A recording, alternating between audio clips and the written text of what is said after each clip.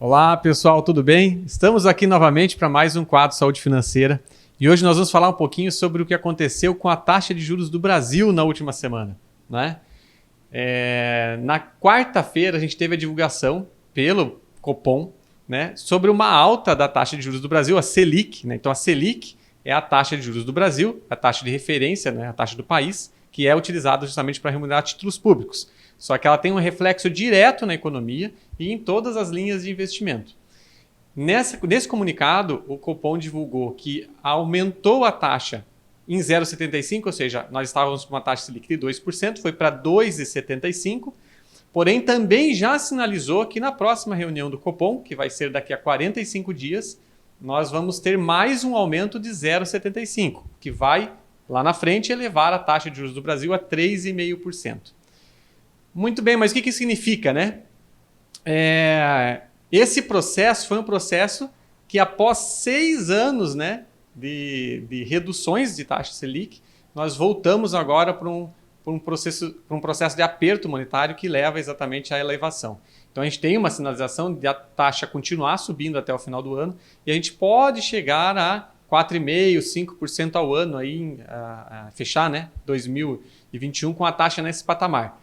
O Banco Central, ele, de certa forma, tentou iniciar com uma forma um aumento de taxa maior do que o esperado pelo mercado, até para tentar, talvez, segurar a taxa num 4,5%, por exemplo, lá no fim do ano, né? Tentar que essa elevação da taxa não seja tão grande. Por quê? Porque, na verdade, quando você aumenta a taxa de juros do Brasil, tem vários impactos aí na economia, né? Você tira a liquidez do mercado, dificulta a tomada de empréstimos, por exemplo, né? Então, você dificulta um pouco o crescimento. E nós não estamos numa situação tão favorável aí na economia. Então,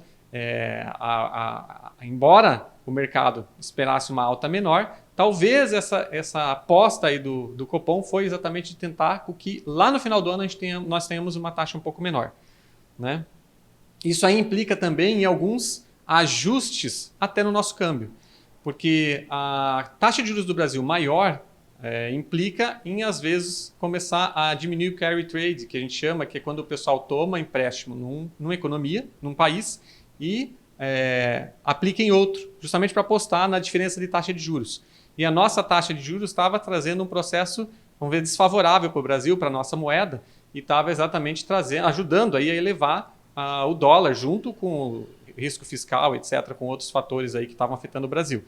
Então, esse fator também deve trazer, esses aumentos aí devem trazer o dólar um pouquinho para baixo. Não grande coisa, né? Porque a gente ainda tem o risco Brasil na conta aí, né? Para se fazer.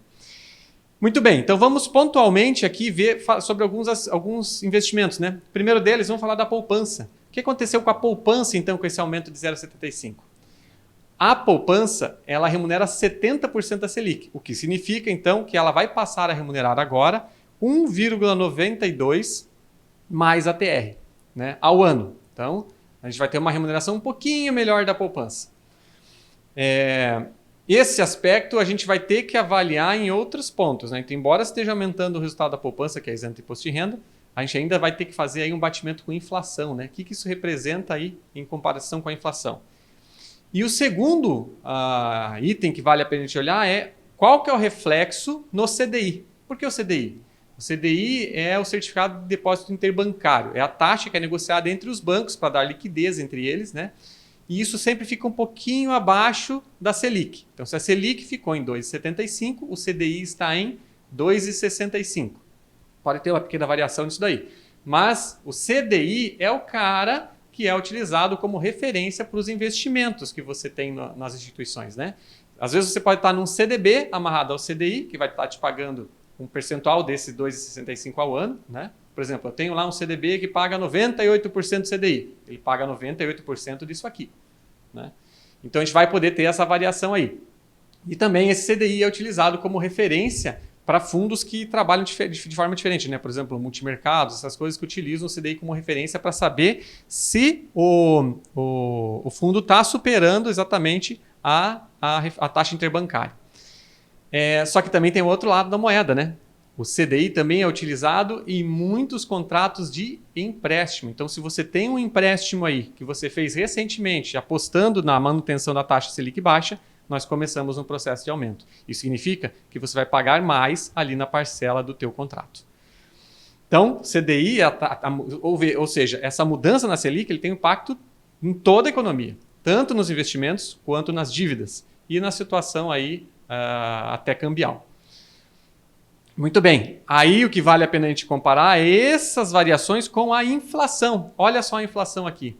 A inflação, se a gente pegar os últimos 12 meses, ela foi de 5,20%, ou seja, muito superior aos patamares aí que a gente está vendo de poupança e de CDI. Portanto, os investimentos tradicionais estão sim tendo rentabilidade real negativa, eles estão perdendo para a inflação.